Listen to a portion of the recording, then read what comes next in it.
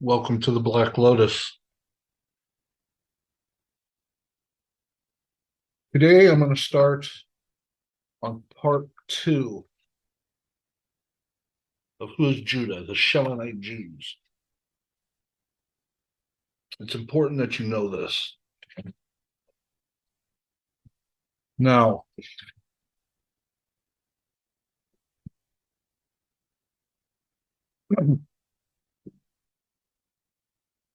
during the time of the judges in Israel,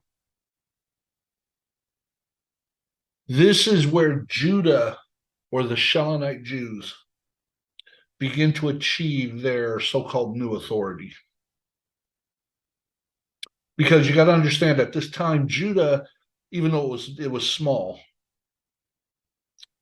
it also had remnants of the Levites, as well as remnants of Benjamin, that were basically attaching to Judah's pushed hard, quote, unify their power over the northern 10 tribes. Because, see, the actual 10 tribes were known as Hebrew, okay? And they were huge tribes, even though modern teachings will tell you something different. And you have to start understanding this to understand what's going on. Now, these northern Hebrew tribes weren't impressed by anything remotely connected with Judah's Levitical theocracy. They wanted absolutely no part of it. Now, see, most of the time the northern tribes are demonized, whereas Judah is looked at as being close to deity, close to God, blah, blah, blah, blah, blah. And it's not that way. Because, see,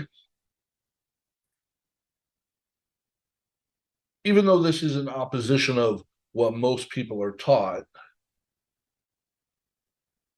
the Hebrew tribes of the north made it very clear that the only unification with Judah that they would even consider, okay, was if all the tribes within the kingdom were led by a king only, who had no Levitical oversight whatsoever over the people. See, they did not want a theocracy. Not meaning that they didn't want God. They didn't want an earthly priesthood ruling over them. And if you look at the modern day countries such as Iran and all these, like the Muslim countries, where the Quran is the law of the land and the religious leaders are the political leaders, or if you look at the ancient Catholic Church, when they were not only religious but secular powers, you'll understand why they didn't want this. You'll understand this. Now, see, they had another condition, and that was that no king could ever be chosen out of Judah. Why? Why? Well, we'll get into that. We'll get into that a little bit later. Because, see, I find it funny how their conditions were no Levitical priesthood, having oversight over their king, and their king could never be from Judah. But like I said, we'll get into that.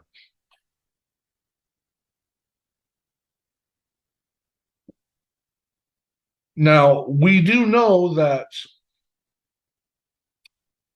a Benjamite was chosen named Saul. And of course, specifically and craftily chosen to sit at the head of Samuel's puppet monarchy. The choice of Saul made only, how should I put, was made only to pacify initially the Hebrew tribes.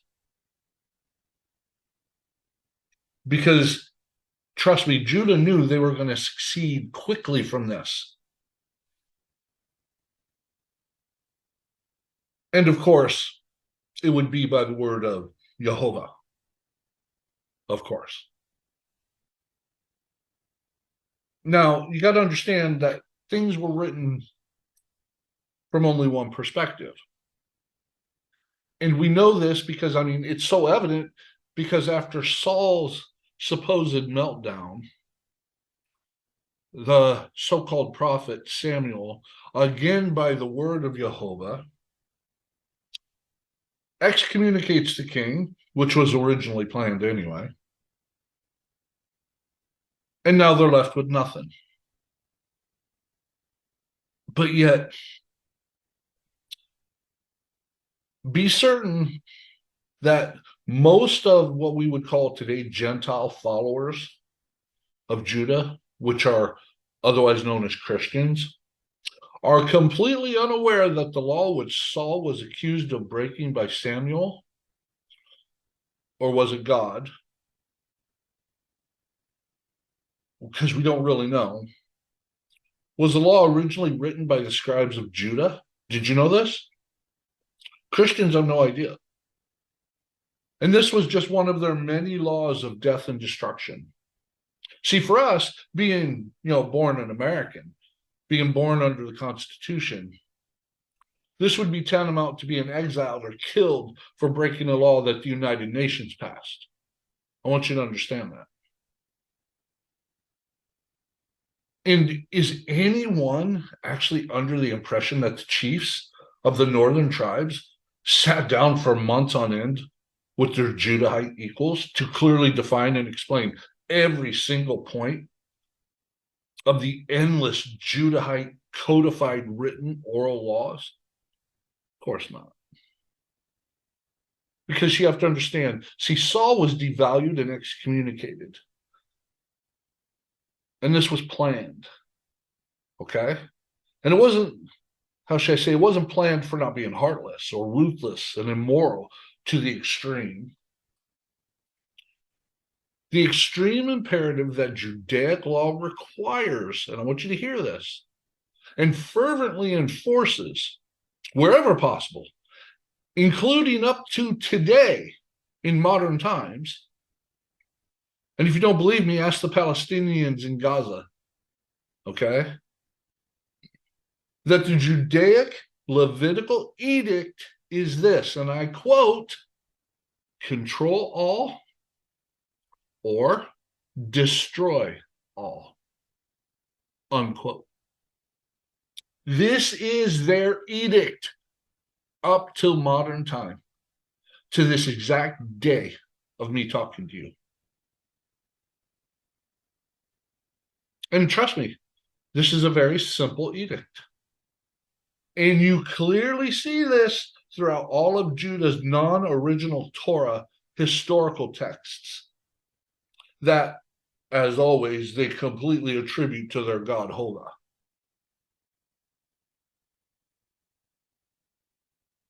And let me tell you something. That is the true name of their God, Hovah. Not Yah, it's Hovah. When you look it up in ancient records, even in the ancient Arabic records, you will find the God Hovah. He was a God of destruction and hatred, a God of genocide, a God that wanted blood and sacrifice. Hovah, that's their God. Now, let's look at as it was written, shall we? Saul was to Black Flag the Amalekite peoples, okay?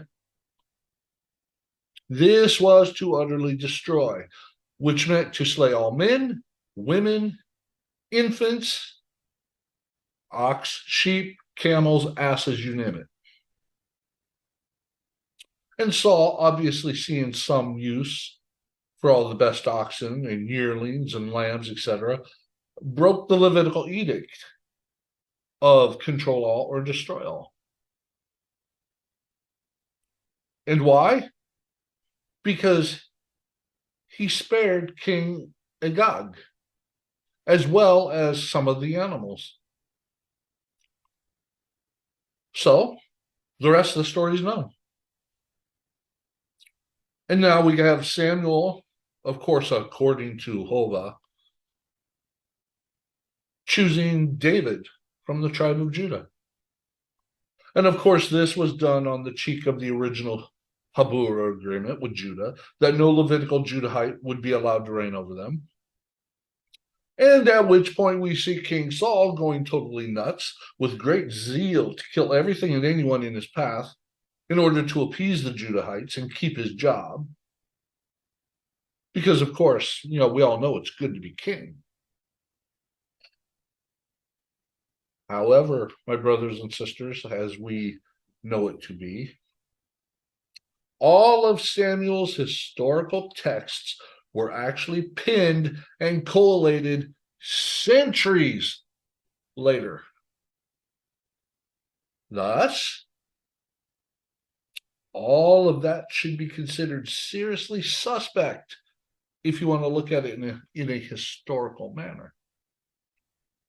And let me tell you something, regardless of what you want to believe, all of this is beginning to open the door in showing you the true motives, the main tenets, and the so-called focus of Judah's, or should I say the Shelanite Jews' immoral code as commanded by themselves, and as always, attributed to a God.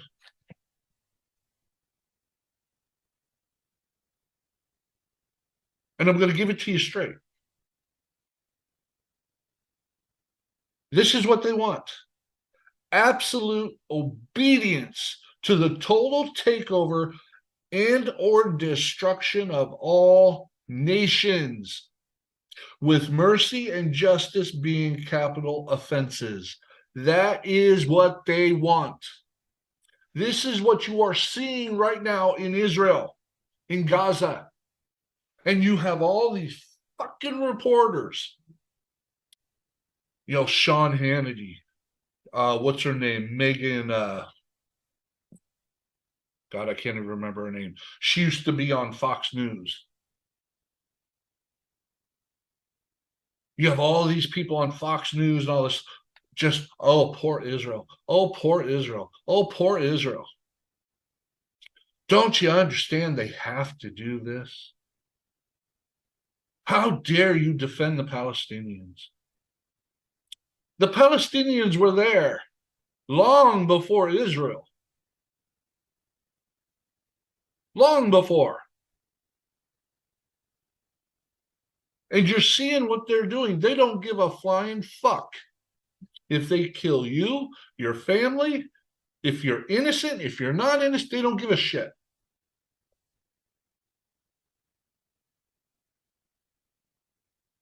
See, when we look back at what Judah did in the so-called biblical days, it's just the beginning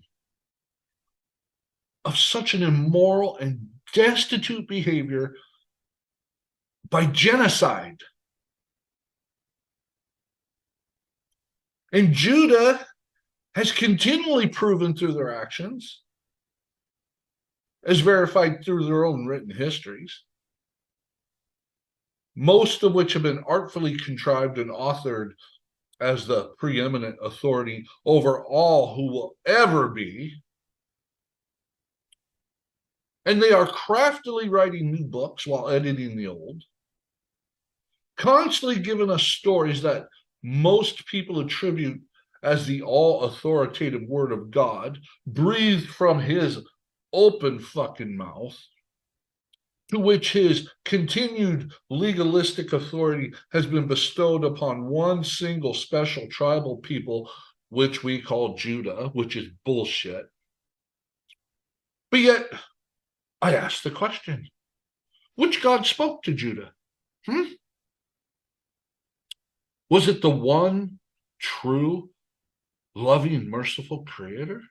Was it the Father in heaven that actually spoke to them?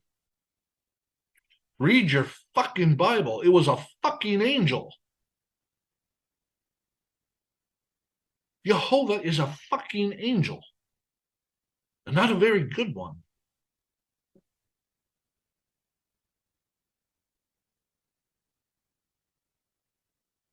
Now, we know through history, or at least the history given to us by the Jews, the northern tribes did not accept David the Judahite as king over them. Now, see, everyone, oh, David the king. Oh, David is such a great man. No, he isn't. David was a fucking bastard. He was a murderer.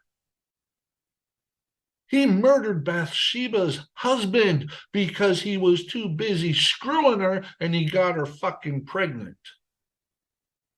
So to hide the matter, he had him moved up to the closest part of the battle so he knew he would be killed. And Uriah, if I remember his name correctly, Bathsheba's husband, was faithful to this fucking king. Did that matter? Fuck no, of course not. Because David wanted what David wanted.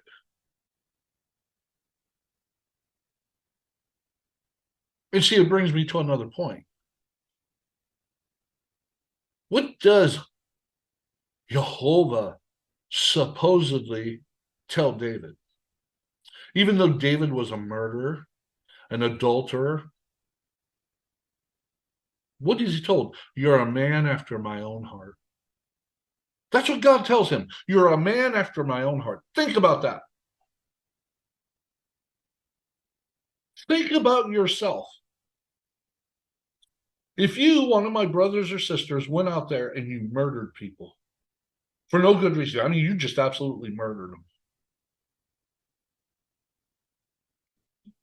and you were off stealing someone's husband or wife, and if God looked at you and said, you know what, you're a man or a woman after my own heart, what does that tell you about the fucking God that you worship? Think about that. This is the God that the Jews worship. A God that supposedly looks at a murderer and an adulterer and a liar and tells him, you're a man after my own heart.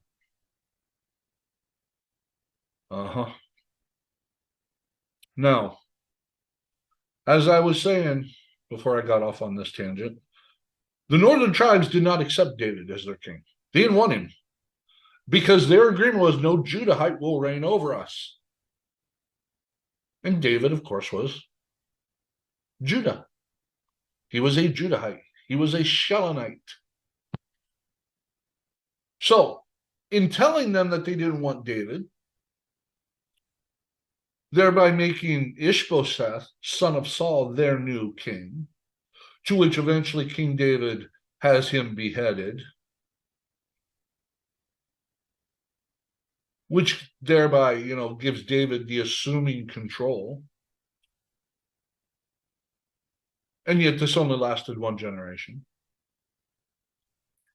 This was the end of the so-called 12 tribes unification, which happened in 937 BC, which was also the much later catalyst for their Talmudic edict, which expresses very clearly, and it says this in the Talmud, the 10 tribes of Haburu will have no place in the world to come.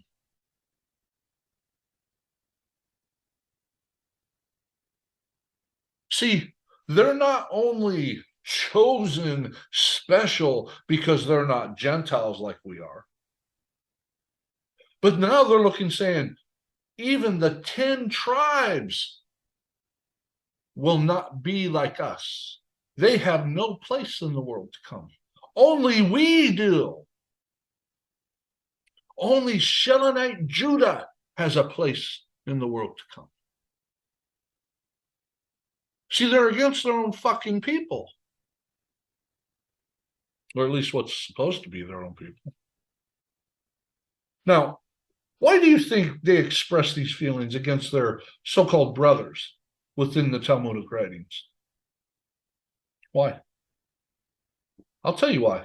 For one reason alone, because they walked away and they denied the Levitical theocratic rule, which was nothing more than man-made edicts to be placed over them. That's why the 10 tribes said, this isn't from God, this is from you.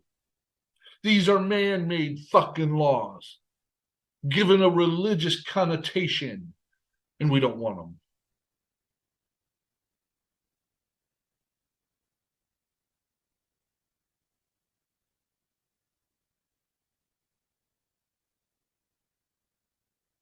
This is why. The northern tribes knew that they were putting a replacement law or a second law over the law that Moshe actually had. They knew this. And see, the northern tribes were following the first Torah, not the replacement Torah that we have today. And yes, that's right. The Torah you have today is so fucked up, so redone, that it's pathetic, of which we'll get into in another video. Now, see, the first Torah was actually laws of love and compassion. Believe it or not. And these laws of love and compassion, which were much later again reiterated to all of us by none other than the prophet Yeshua, which was to treat all, every living thing, as you would have them treat you. Not the laws of forcible conversion and or death to every living thing, but love and compassion. To love the Lord thy God with all thy heart, with all thy soul, with all thy might, and to love thy neighbor as thyself. What you don't want done to you, don't do to someone else. And what you do want done to you, do to someone else.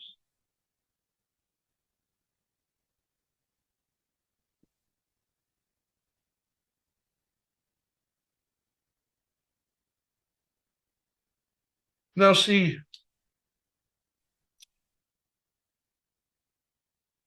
when we start looking at the second law, which is a tenet of total racial segregation, we actually start understanding that this very important Judaic law of Jewish segregation was and has remained among Orthodox Judah to be one, if not their highest law, punishable by death. Although even today, we have a hard time looking at this, thinking that that could be true. We have absolute proof that this Judahite law was actually added to the Torah much later.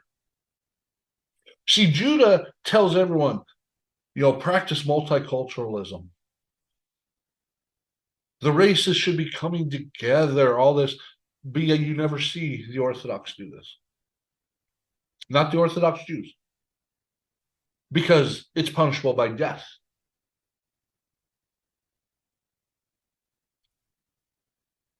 And see, one way we know absolutely that this law was added later is because apparently both King David as well as his son Solomon apparently never got the fucking memo or the email. And how do we know this? Because David and Bathsheba, as well as Solomon with some supposedly 750 non-Judahite wives, were together. So apparently they didn't get these memos and emails from the prophets and from God that you cannot racially mix.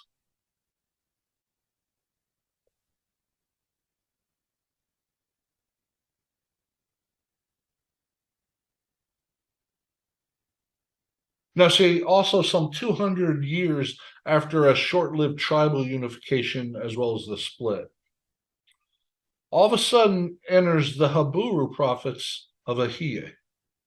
Not Hovah, but Ahia.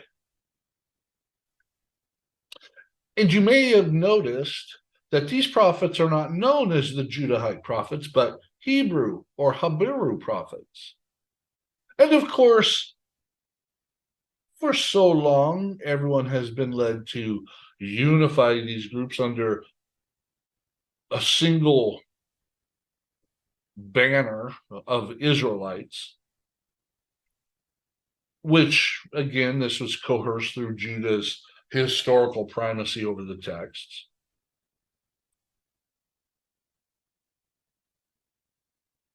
Why the difference in the prophets? The Hebrew prophets do not prophesy the same way as the supposed Judahite prophets. And see, you're also going to have to remember,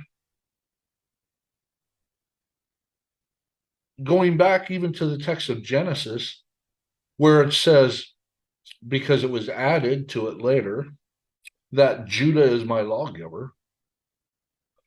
And why was that added later? Because, well, everyone says this is the word of God. So this gives the Judahites, the Shelanites, unquestionable authority. It gives them total supremacy over all the original Torah. It gives them supremacy over the eternal lawgiver himself.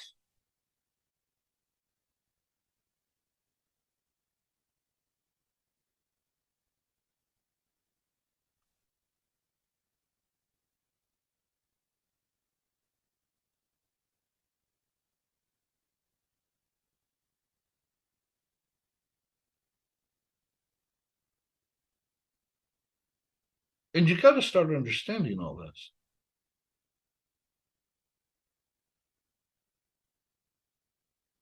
You really do. Now, I'm going to read to you out of a book that was written by a professor, Professor Rachel Elior, that explains how the sages invented Judaism as we know it today. Okay?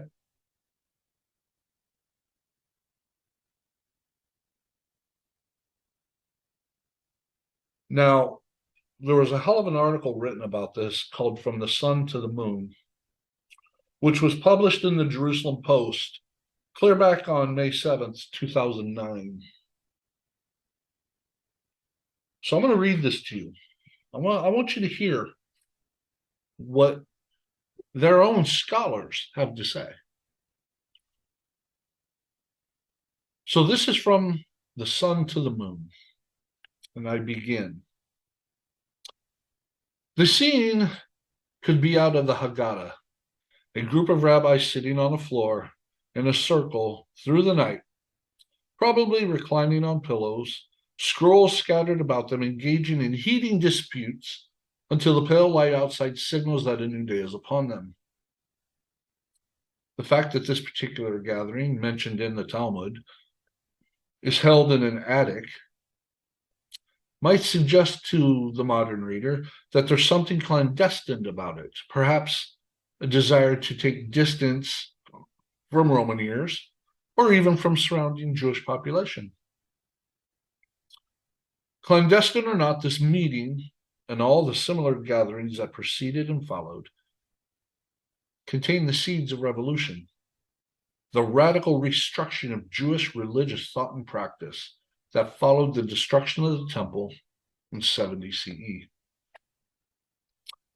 According to Professor Rachel Elior of the Hebrew University of Jerusalem, the rabbis were involved in nothing less than a reinvention of Judaism. They were closing an old world based on prophecy and angelic revelation while opening the sacred canon to human reinterpretation.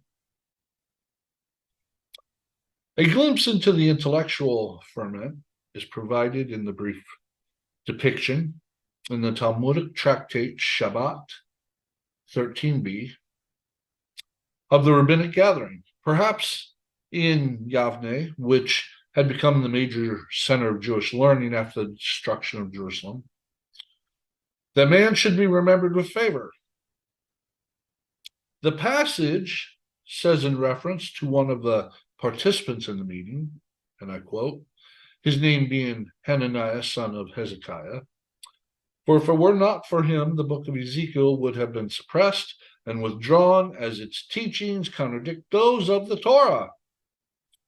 What did he do? They brought him jugs of oil for lamps, and he sat in the attic and expounded upon the text throughout the night. What Hananiah and his colleagues were engaged in was a culling of all the Hebrew religious texts composed until that time. The works they would choose from, this library, would constitute the Jewish canon, which, henceforth, would be the only text deemed to have divine authority. In the end, a consensus formed around 24 works, including the 5 books of the Pentateuch, which together would make up the Bible. But what of the works excluded from the canon? Many were of comparable literary and religious quality to those chosen, says Eliar, a professor of Jewish philosophy and Jewish mystical thought. To many of the Jews of the first millennium BCE, all the texts had been equally holy, she says. The excluded book of Enoch, the book of Jubilees, were certainly not considered less sacred than the canonical book of Judges, Esther, or Daniel. Yet, the excluded texts, close to a dozen major works, were not just abandoned, but excised as if they were a malignant growth.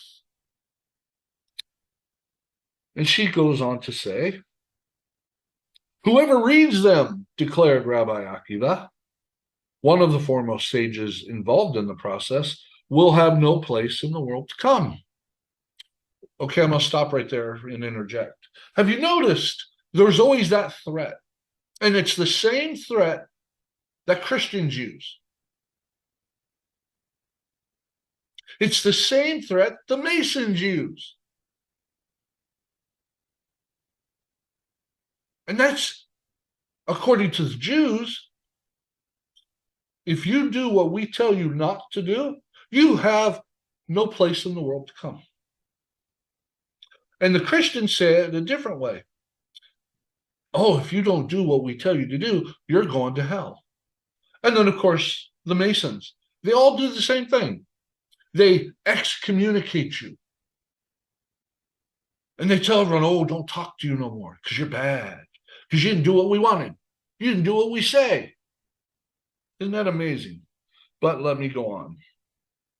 Back to the article. Left to die, some of the expelled texts were rescued and adopted by another religion, newborn Christianity, which regarded itself as the successor of Judaism, incorporated these texts into its own corpus of holy works, along with the Old Testament, as the Hebrew Bible came to be called. And in time, Jewish scholars would rediscover the repudiated texts of their ancestors in Greek, Ethiopian, Syriac, Armenian, as well as Slavic church translations. These writings, known as Apocrypha, or hidden scriptures in Latin, would never be reincorporated into the Jewish library, but would remain for scholars to puzzle over as they tried to understand by what criteria the texts had been rejected. Half a century ago, another lost library with a mystery attached surfaced on the shores of the Dead Sea. This one, having been literally lost for 1,900 years after being hidden in the caves of Qumran. And many of these Dead Sea Scrolls would have been suppressed, says Elior, for the same reasons that the previously known apocryphal books were suppressed. In her recently published book, Memory and Oblivion, The Mystery of the Dead Sea Scrolls, she offers a bold and coherent narrative to explain events about which scholars have long held contrary views. The short reason for the canon Apocrypha divided, she suggests, was a dispute over the calendar.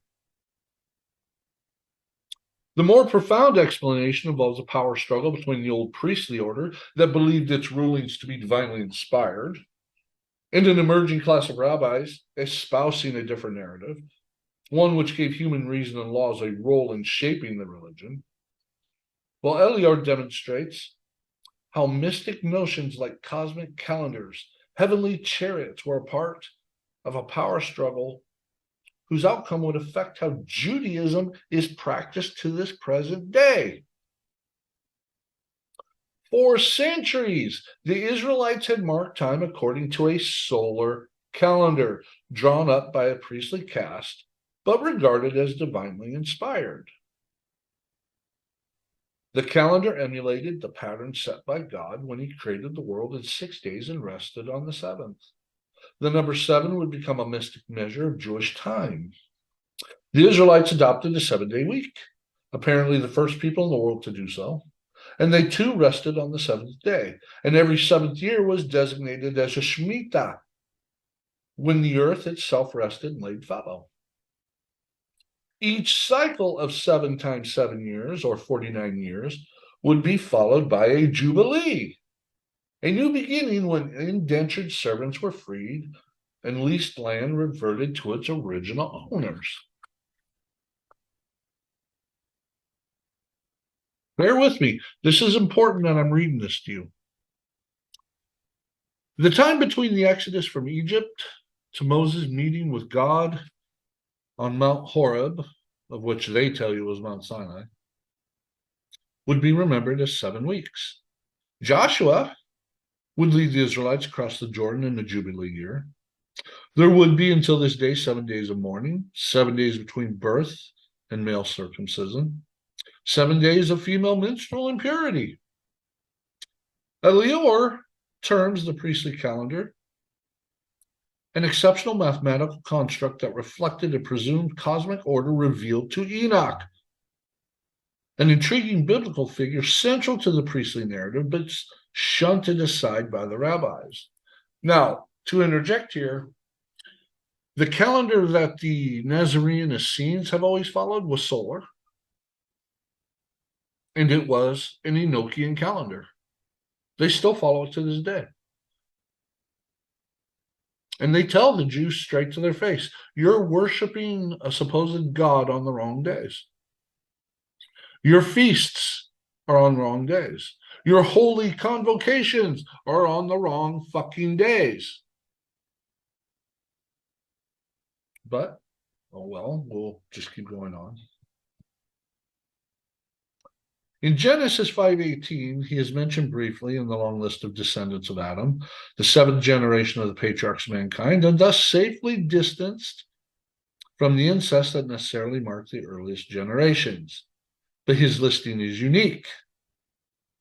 As with all the others, he gives the number of years he lived, which was 365 in his case, and not coincidentally, the number of days of the year, and tells whom he begot, Methuselah, who lived 969 years, and who in turn begot Noah. However, the thumbnail biography of Enoch does not end like all the others with the words, and he died. Instead, it says, and Enoch walked with God, and he was not, for God took him. And the Bible does not elaborate on this, but the Apocrypha does. Several versions of the book of Enoch, preserved by the church, have been found in different languages. In fact, several scrolls of Enoch turned up in Qumran as well, and it was in Aramaic. They describe Enoch being brought up to heaven and granted immortality along with a two-way ticket. At God's direction, he is taught by angels to read, write, calculate numbers, the first human given this knowledge. He then returns to the earth to share with humankind what he has learned, including the solar calendar.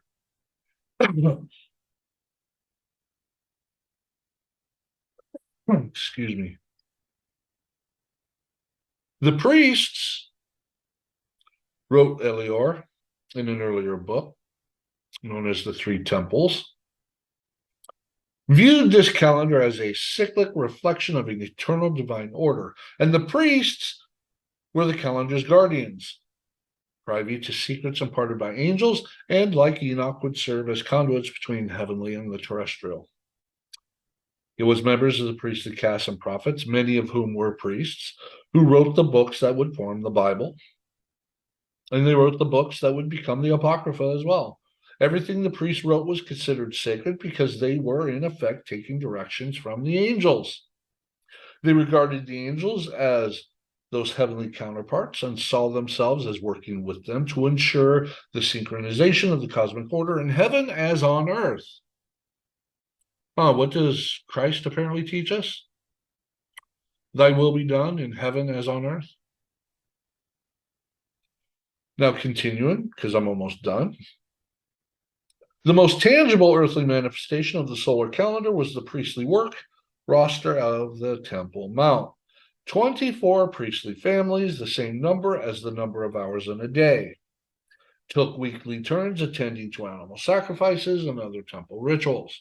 Like Army reservists today, members of one of these families would go up to the mount on Sunday morning and officiate until relieved by the next family a week later. These priestly watches gave a time frame to the life of the entire community, says Elior. And from the time the temple was built by Solomon in the 10th century BCE, the high priest was chosen from a family line descended from the priest Zadok, who had carried the ark of God in David's time and anointed David's son Solomon as king. The last Zadokite, or Sadducee, high priest, was ousted during the political chaos that preceded the Hasmonean revolt in the 2nd century BCE.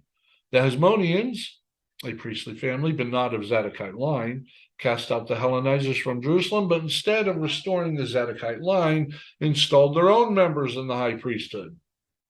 And some of the Zadokites and their followers challenged the legitimacy of the Hasmonean priestly leadership and seceded from temple service. This conflict between the Zadokite sessionists, as Elior calls them, and the Hasmonean usurpers, and the theme of many of the most interesting scrolls found in Qumran. Elior views the Qumran scrolls as a Zadokite library, not an Essene library, as has been consensusly viewed.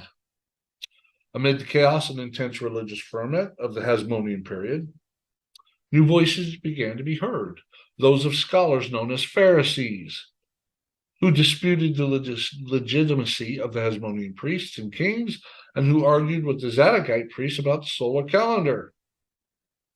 These scholars, who would become known as rabbis or sages, were unhappy about the exclusiveness of the priests and the power that they accrued through their claims of esoteric knowledge and as confidants of angels. So in a game-changing move, the rabbis declared that the age of prophecy had long since ended and that the priesthood had been severed from ongoing access to higher authority. And according to one rabbinic tradition, prophecy had ended with the destruction of the first temple in the 6th century. Now, according to another, it ended when Alexander the Great and the Hellenizers arrived 2 centuries later. Are you seeing where all this is going, people?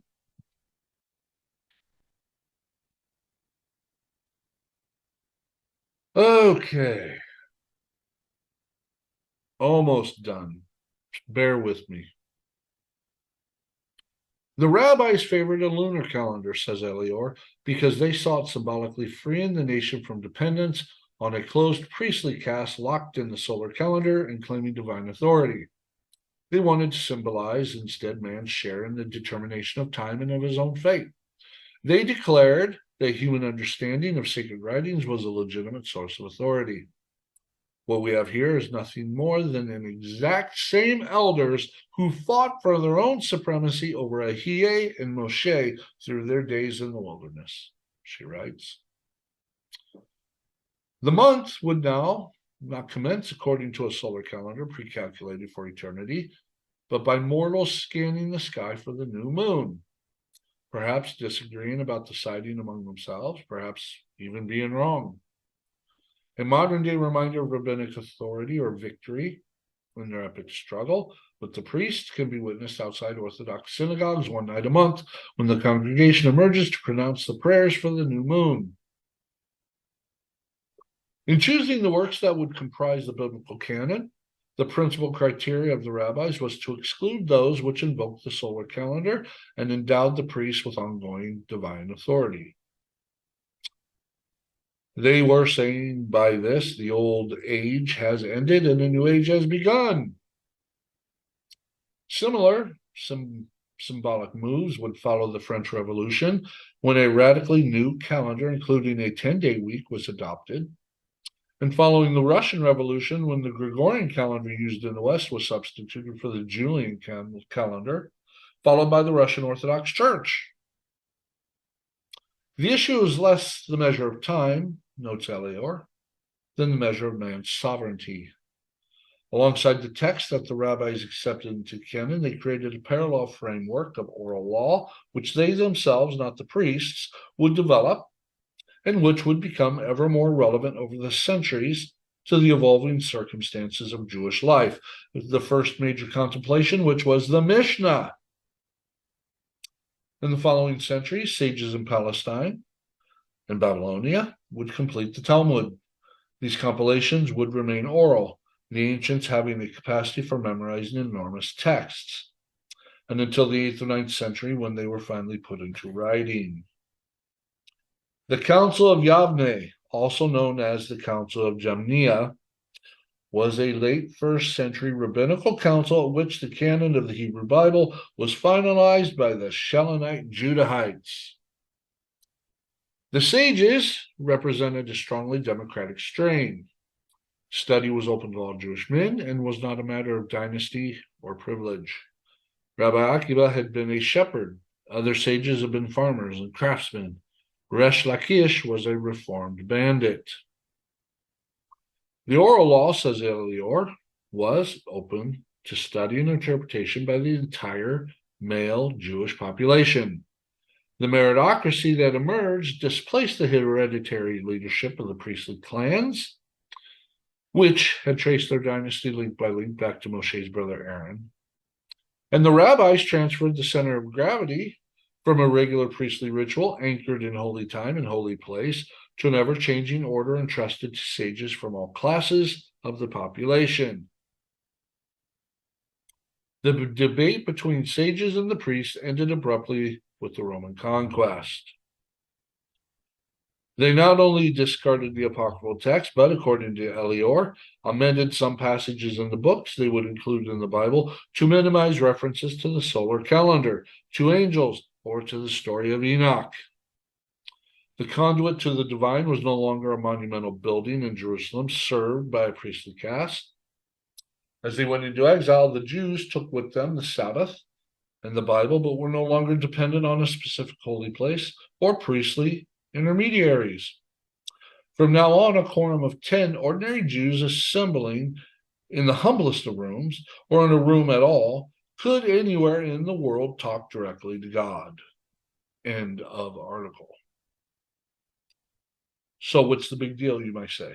Well, put it this way. The problem with the priests, also known as Shelanite Judah, began to happen after the non-Hebrew people called Judah returned from the exile in Babylon. Okay? Now, Rab Judah said in Rab's time, and I quote, "In truth, that man, Hananiah, son of Hezekiah by name, is to be remembered for a blessing. But for him, the book of Ezekiel would have been hidden, for its words contradicted Torah." What did he do? 300 barrels of oil taken up. I've already told you this. This means that he changed the Torah and Ezekiel to make them agree with what they wanted. It also implies that they had already made changes to the Torah as prophesied in Jeremiah 8 and Isaiah 1.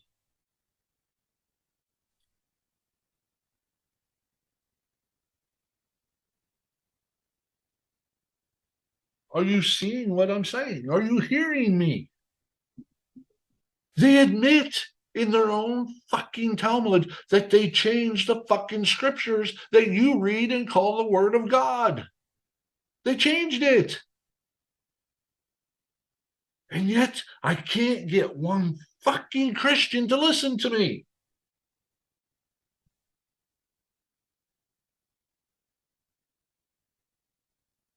Your supposed Savior himself told the Pharisees, who were Judah, he told them all. When Judah said, our Father is God, we are children of Hovah. He said, you're children of the devil. Your father is the devil.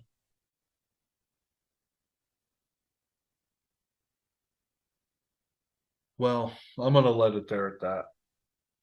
We're going to have to probably have a third and fourth part to this. But I hope you see what I'm trying to tell you. They admit that they changed the fucking scriptures. They admit that they added to them. They admit that they took some away. And any book that didn't agree with what they wanted, they threw out. This is who you're following. You're following a group of fucking people who should never have ruled. And you're following a group of people who tell you straight, either we control you or we destroy you. And they've proven it time and time again. Wake up, people. Wake up to the very people who spit at you.